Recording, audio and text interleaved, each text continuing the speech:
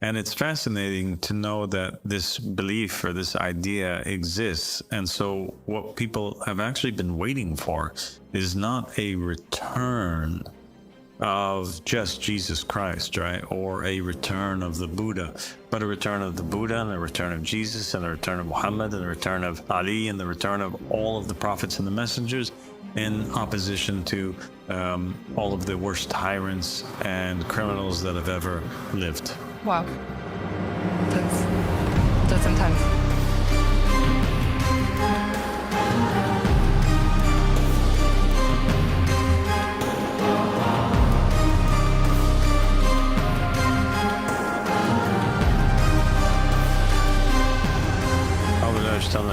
Bismillahirrahmanirrahim. Allahumma salli ala Muhammad wa ali Muhammad. Ilayhim al-Mahdina wa sallam taslima. Assalamu alaikum wa rahmatullahi wa barakatuh. How are you, Tiffany? I'm good. I'm good today. Thank you so much. Good to have you back. Thank you so much for having me here. So today we wanted to talk about a very important concept, which is familiar to probably not so many people, and that is the idea of the return, or the concept of the return, or the raja, in Judaism, Christianity, and Islam. Okay.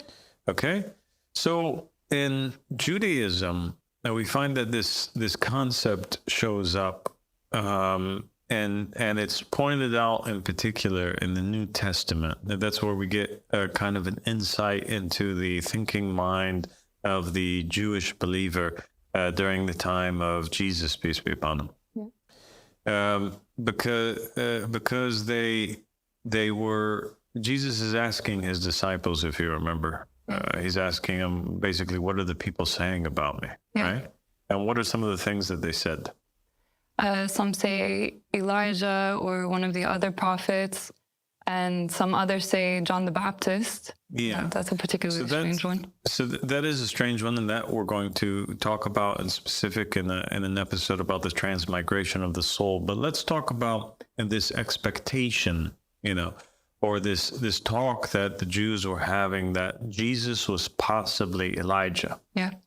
The idea that they thought that Jesus could have been Elijah means that they were already in a state where they were waiting for a return of Elijah. Yeah. Who was Elijah for the viewer? Elijah was one of the Israelite prophets, and he was actually taken. It says that he was taken in a chariot of fire. So his body, it was understood that his body actually left the earth.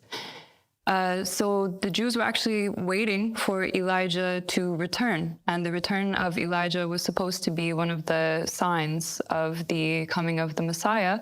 But if they thought that Jesus could have been Elijah, that's kind of curious, because they had known Jesus presumably since childhood, because he grew up in the area, they knew his parents, It wasn't that they thought this was the body of Elijah, which had descended from the heavens. So it's a particularly strange conversation. And actually, I never heard an explanation explaining this conversation. Yeah, so basically what you're pointing out, I think, Tiffany, to the viewer, is the idea that, Elijah, he was taken up in a whirlwind. The Jews expected Elijah, during the life of Elijah, that he would show up again or come back. He never did. And they continued to have this belief many, many years after, because there was a lot of time between Elijah and between Jesus. And so the return of Elijah became one of these signs that was associated with the emergence of the Messiah. Yeah. They took him as a precursor almost to the return of the Messiah. And it means that you were also pointing out the idea that because they think that Jesus could have been Elijah, and yet Jesus was born, they were open to the idea of reincarnation. They thought that Elijah's return, or the Jews understood that Elijah's return in the end times would have been one of a rebirth instead of one of being coming down from the heavens in a whirlwind as he went up. It seems to be the case from the conversation. That's really the only explanation, that they seem to be believers in the concept of rebirth of the soul, that Elijah could come back in a different body. Or they also mentioned not even just Elijah, but one of the other prophets, that he would have been the return of one of the other prophets. Jeremiah. Yeah. So that's really interesting now. So now they were expecting, they said that they thought that perhaps Jesus was John the Baptist. They thought that perhaps Jesus was Elijah. And they also thought that perhaps Jesus was Jeremiah. Mm-hmm. So now you have in Judaism this expectation of the return of many prophets in the time of the Messiah. Yeah. Wow. That's extremely interesting and very not emphasized. No, it's not emphasized. And then Jesus says something interesting, right, about who Elijah is. Yeah. What does he say? You mean later on? Yes. He said that he was speaking about John the Baptist, and he was saying that John, none of the prophets John was basically the culmination, the greatest of the prophets who had come. And he said to his disciples, if you will accept it, he is the Elijah who was to come. So he said that John the Baptist was the Elijah who was to come. We spoke about how Elijah, the appearance of Elijah, was supposed to be a precursor to the Messiah. And he said that already happened. And this was after John the Baptist was gone. And he said that this was the Elijah who was to come. Now, you as a Christian, as a former Christian, how did they take it? How did they understand it? So that's the issue. They don't have a satisfying explanation for it. They say things like, he came in the spirit of Elijah. He came forth in the same spirit that Elijah had. Like doing the same things, like in the same sunnah. Yeah, that he was like Elijah, and that he fulfilled that sign, because they believe that Jesus was the Messiah. So they have to believe that the sign of Elijah coming was fulfilled. And of course, they take the words of Jesus seriously. But they reject the concept of reincarnation. So the only way that they're able to make sense of it is just saying he's like Elijah. Mm-hmm. But Jesus didn't say that. He said he was Elijah. Yeah, that's fascinating. So now we have the Jews. They're waiting for the return of Elijah, and not just Elijah, but also John the Baptist and also Jeremiah. And that means any prophet or messenger could have been waiting for his return. The mere idea that they think that Jesus could have been John means that they believe that return could happen in terms of rebirth. The other explanations are not so much convincing. And we find that being born out of this idea of the return that the Jews had concerning their prophets and messengers, we find that after the crucifixion of Christ, in the apparent, the companions, the Jews that followed Jesus, the disciples, began to have this expectation of a second coming of Jesus in the same way that Elijah had, or they were expecting that he would have a second coming. Yeah. So they believe that Jesus would come back again in order to fulfill the things that he basically did not fulfill in his lifetime. Yeah. That's interesting. And so do Christians believe that the second coming of Christ is going to be one of reincarnation or one of descending on the clouds? Descending on the clouds. Okay. All right. So now we have Jews and we have Christians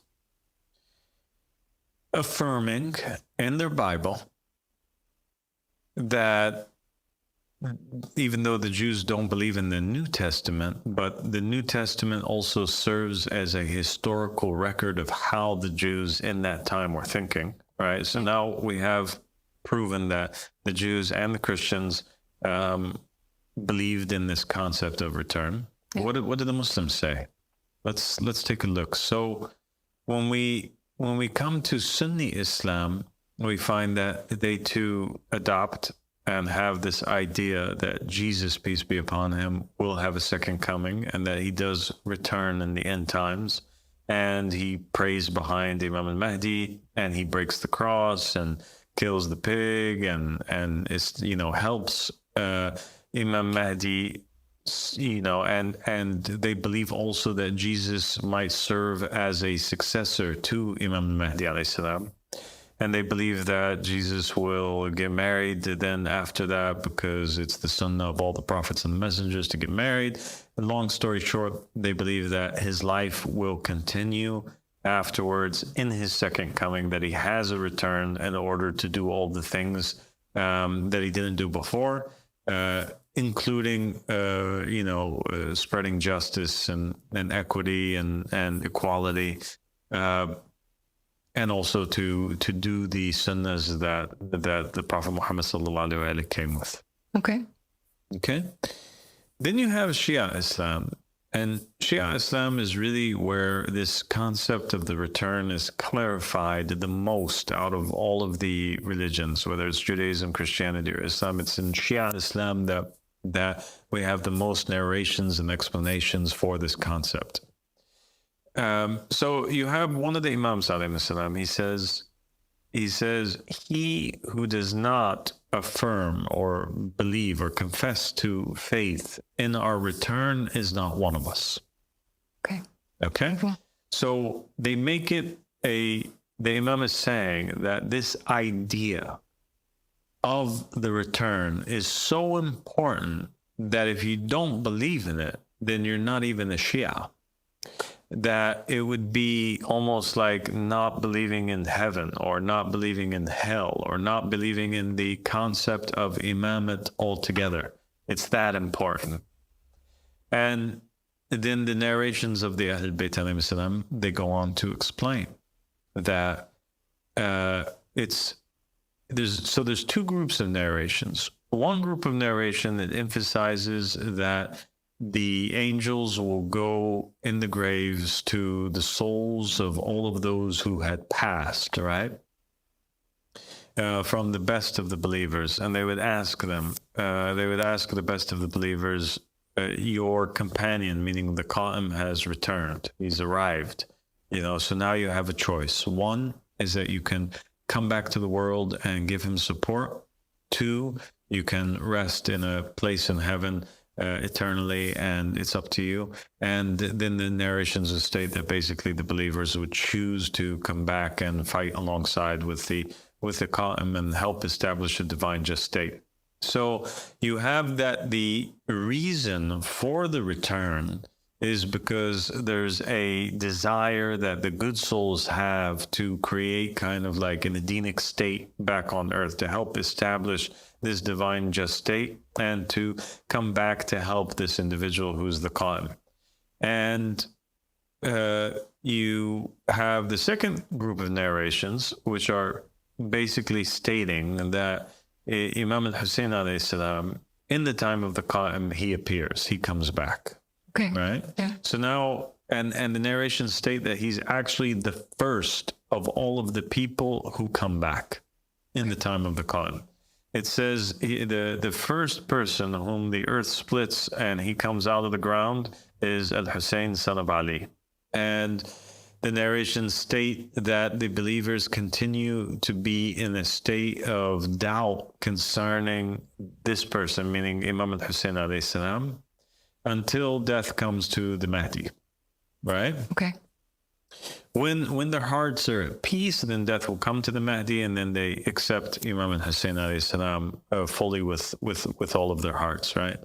So now we have this idea of the Imams from the Ahlul Bayt alayhim salam returning, first of them being Imam al-Hussein alayhi salam, and then coming after that explicitly in the narrations of the Ahlul Bayt alayhim salam is Imam Ali alayhi salam and Rasulullah Muhammad sallallahu alayhi, and then there's narrations of prophets and messengers like Ezekiel, not Ezekiel from the Torah who sees the wheels, a different Ezekiel. Okay. He was a prophet who was taken by his people, and he was skinned alive. And the narration states that in the moment before his soul left his body, God sent one of the angels of punishment down to speak to Ezekiel and to give him a choice between two things, and one of them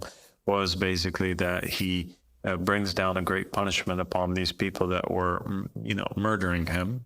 And Ezekiel refuses, and he says that he has a different wish instead. And his wish is that when God sends back Imam al-Hussein alayhi salam in the end times, that he wants to be sent back with him in order to support him. So it seems like all of the martyrs from the prophets and the messengers, and the best of them, they all want to return in the end time with the master of martyrs, Imam al-Hussein, to give victory to the Qaim and to the Mahdi and help pave the way and establish a divine just state. Then you have some narrations from the Ahl Bayt that are basically saying that the people that return are not just to the best of the best, but they're also the worst of the worst. Okay. So now it seems to be this time period where from the beginning of humanity till now, nobody has been able to establish a divine just state. All of these thousands upon thousands of years from Adam till now, it's been a state of darkness. It's been the state of Cain. It's been the state of Iblis, lanatullah alayh. And, this is kind of like the culmination. The prophets and the messengers were sent, and the imams individually at different time periods, and they weren't able to overcome that darkness. And so the time of the Qaim becomes this ultimate battlefield where all of the prophets and the messengers, they must return. They want to return in that time period in order to ensure that the divine just state happens. Wow. And in opposition to them, the world has gotten so dark that the narrations from the Ahl Bayt alayhim salam state that the worst of the worst will also be there. So it's like God packs and sends forward his best weapons and his best soldiers. He brings them at one time, and Iblis also brings forward his best soldiers. Wow. So you see the return of Imam al-Hussein, and you see the return of Yezid, son of Muawiyah.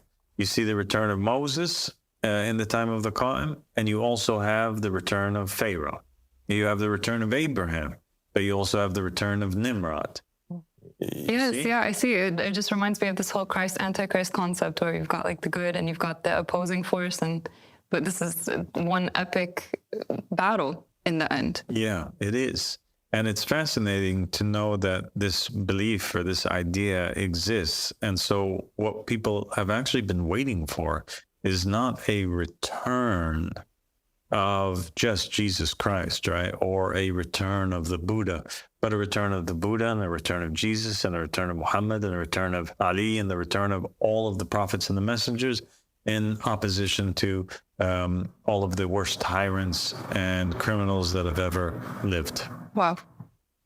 That's intense. So the narrations talk about certain people that will be excluded from this return. And they said that the Quran states that we have made it so that no people that have ever been punished with a punishment would return, right? Okay. We've made it forbidden that they shall return. So, and we have made it forbidden upon a town that we have destroyed that they should return. And this means basically that towns that were so bad or people that were so bad would not ever have a chance to be reincarnated in the earth again. Okay. So somebody from the people of Sodom and Gomorrah, they would not come back. Wow. So it's done for them. It's done for them. All the people that died in the flood of Noah, it's done for them. Wow. They also don't come back. Okay. Do you understand? Okay. So their souls goes to judgment at that point. Their souls go immediately to judgment, and there's no second chance for them on earth. Wow. Yeah? Wow. Yeah. So it means basically that when they woke up from the flood, They die and they find themselves in hell. It's over. Okay, so now what's left in terms of the raja of the people? Oh, do you mean from Christian scripts? From Muslim scripts. From Muslim scripts. Well, we have hadiths that state that the companions of the Qaim are all people that have lived past lives in the past. There's narrations that state that the Prophet Muhammad sallallahu alaihi wasallam had said, or the Ahl Bayt alayhim salam said that, for example, Sumayya, who was the first female martyr in Islam, that she would be one of the 50. And also the hairdresser of the daughter of Pharaoh, who was a martyr in the time of Pharaoh, she would also be one of the 50 women, one of the 50 companions of the Qaim. There's narrations from the Ahl Bayt alayhim salam that explicitly state that Salman al-Farisi and Abu Dajana and Miqdad and the 7 sleepers and Joshua son of Nun, that all of them would be people that would return alongside the Qaim. So now we have prophets, judges, we have saints, we have companions of Muhammad. All of these characters, they return in the end time. And not only that, but also angels manifest themselves. And we have the manifestation and the coming of angels such as Michael, Gabriel, Raphael, and some of the narrations state that the Qaim, he always has these companions that are on his left and right and behind him, and that the angel Gabriel is always on his right, Michael's always on his left, and you have some narrations state Muhammad is behind him, enforcing him. Some of them state it's Raphael. But you have this idea of them being there. Wow. And we do have this imagery more available and pointed out in the New Testament and the Gospel, because we have scenes, right, where Jesus was with his companions and he takes them somewhere and he shows them something. In one of the miracles of Jesus that's not as pointed out as some of the other ones. What do you have? You have Jesus takes his companions, and there's this scene where there's a transfiguration of Christ that takes place, where he kind of raises his hands out and he reveals to his companions his true nature. So they get to see him in the light form. And they're in awe. And all of a sudden, they see 2 people on his left and on his right.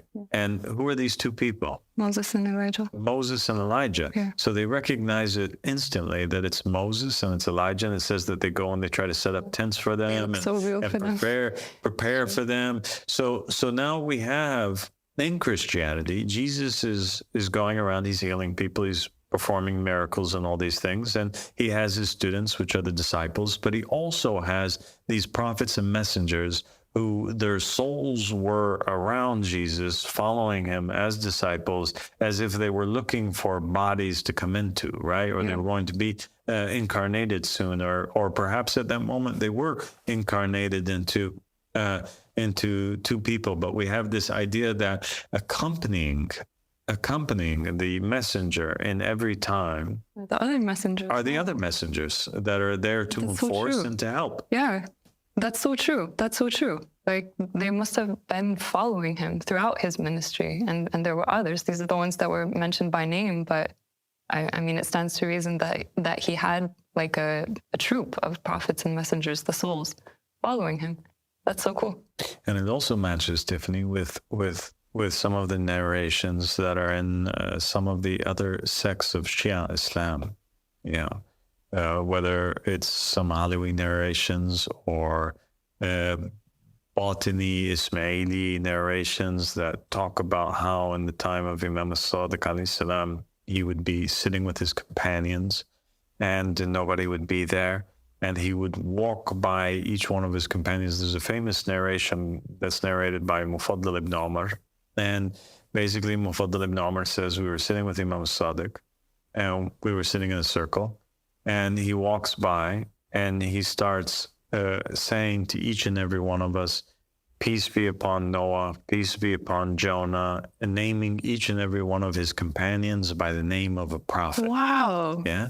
So the idea or the understanding here is that the prophets and the messengers would return in the times of the imams, although not all of them, but some of them would return in the time of every single imam, prophet, or messenger in order to enforce that prophet or messenger or imam, but they would return hidden underneath the name of a new companion, right? Whether it's Mufaddal ibn Umar, but in reality he's Jacob, or somebody else, and in reality he's Jonah, or. Yeah. Do you understand? I understand. But also that proves this idea that in Shia Islam, they believe in reincarnation.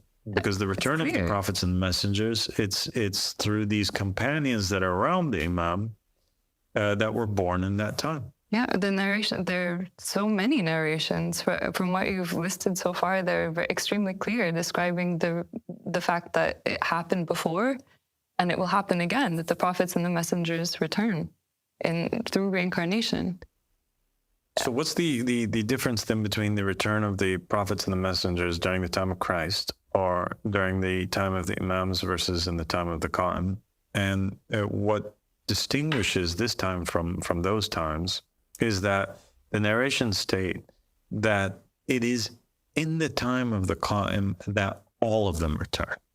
Okay. And that's why you have him with 124,000 prophets and messengers in the book of Revelation. Yeah, 144,000. The 144,000. I was going to say this concept of the when you're talking about all of the saints return, all of the prophets and the messengers returning, in Revelation it is mentioned that 144,000 of the saints and the martyrs, they will return when Jesus comes back, the second coming. So this concept of, it's almost exactly the same, the concept that you're talking about in Islam and in Christianity.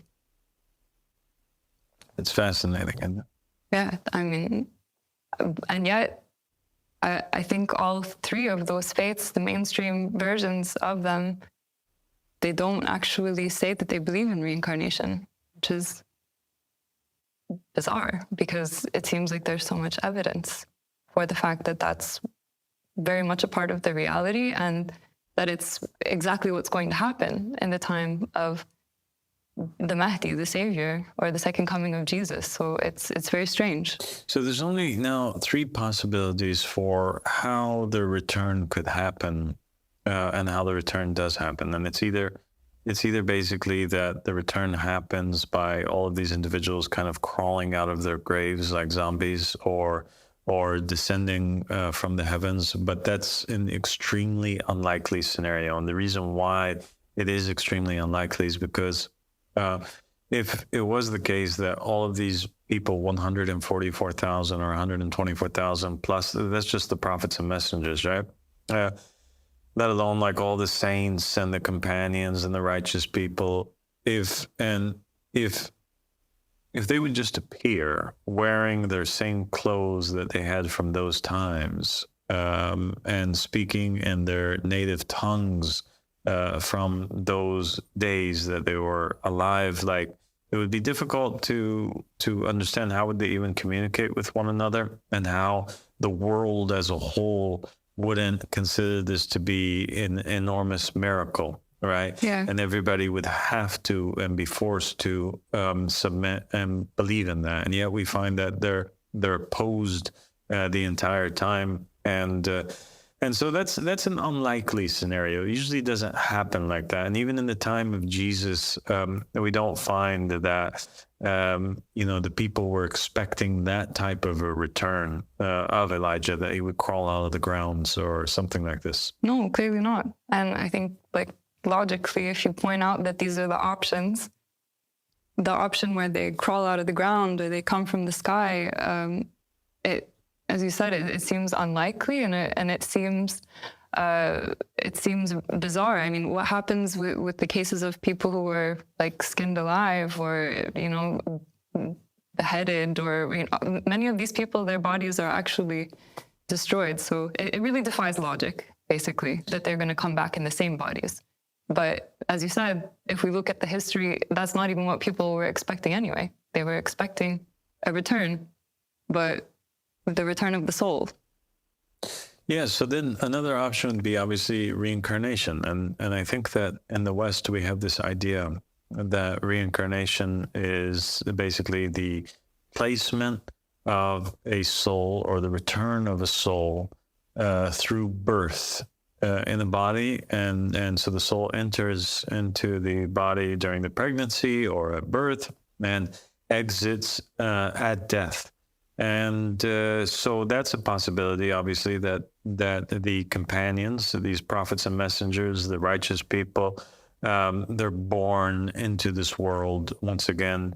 And at some point in time during their journey, they don't know each other. They don't know themselves. They don't know each other when they come into this world. And at some point, like they were around Imam Sadiq alayhi salam, when he walked by and he would wipe on their heads or say, peace be upon Jonah, peace be upon Abraham, peace be upon so-and-so, and make them know themselves or remember themselves. It seems like that's also possible because there are narrations that the Qaim will wipe on the heads of the people. He would complete their minds. And this completion of the minds obviously would also include them remembering past lives or who they were. Okay. A third possibility is that it also might be the case that there's this concept of the transmigration of the soul. And like I said earlier, we will go into this idea of the transmigration of the soul more in depth, but it could be a thing too, where these souls are accompanying the prophet or the messenger in the same way that they were accompanying Jesus, Moses, and Elijah. They're appearing on the mount. The companions see them for a short time, and then they don't see them anymore. And that these souls descend upon true, righteous, sincere, dedicated believers that are around the Hajjah in that time, at some point in time in their journey. So that would mean that somebody would be born. They would be around the Imam. They would reach a certain degree of faith. Perhaps they would perform certain acts that are worthy of this soul coming down upon them. And then the soul of the prophet or messenger at some point in time in their journey would enter upon that individual. And we do have narrations that support that idea, which we're going to talk about more in the episode on transmigration of the soul. But that, in short, Tiffany, is the idea of the Raja, or reincarnation, or the return of the prophets and the messengers and the righteous people in the time of the Savior. Such a fascinating topic. Thank you so much for talking to me about it. And it really gives me so much to think about. And it's amazing because it also means that when we find the Qaim, or we find Imam al-Mahdi alayhi salam, we're not just finding him. And to be in his presence is not just to be around him, but it's also to be around all of his companions. And his companions, those are the prophets and messengers. So for sure, he'll have with him David, and he'll have with him Elijah, and he'll have with him Jesus, and he'll have with him Buddha, and he'll have with him every one of the righteous prophets and messengers and vicegerents that have ever lived. And that's what makes this time extremely special. And Imam Ahmad Hassan salam, he said that there's no time like this time, nor will this time ever be repeated in the future. This is the only time in human history where the best of the best will be there and the worst of the worst. And the prophets and messengers will continue to reincarnate in the future, but they won't all incarnate at the same time ever again. Wow. So this is kind of like the great, the great wedding. This is the great table where everybody gets to join and sit, and it's the judgment day where all of the righteous people and the unrighteous come back and they extract vengeance against one another. And it's also a kind of like a battlefield and a place in the time of the Qaim, the narration state, where people can exact revenge on those who killed them. So, for example, maybe Jesus in this time takes vengeance from Pontius Pilate and from Judas Iscariot and Ezekiel will take revenge from his killers, and Zechariah will take revenge from his killers, and John takes revenge from Herod, and everybody who's ever been killed. It's this time where the scales are balanced. Well, what an amazing time to be alive. We're alive in this time that will never repeat. And I'm sure you're also one of the most amazing returned people. So God bless you, Tiffany, and thank you for the honor of being with us here. And inshallah, until the next episode. Thank you so much for having me, and I can't wait to continue.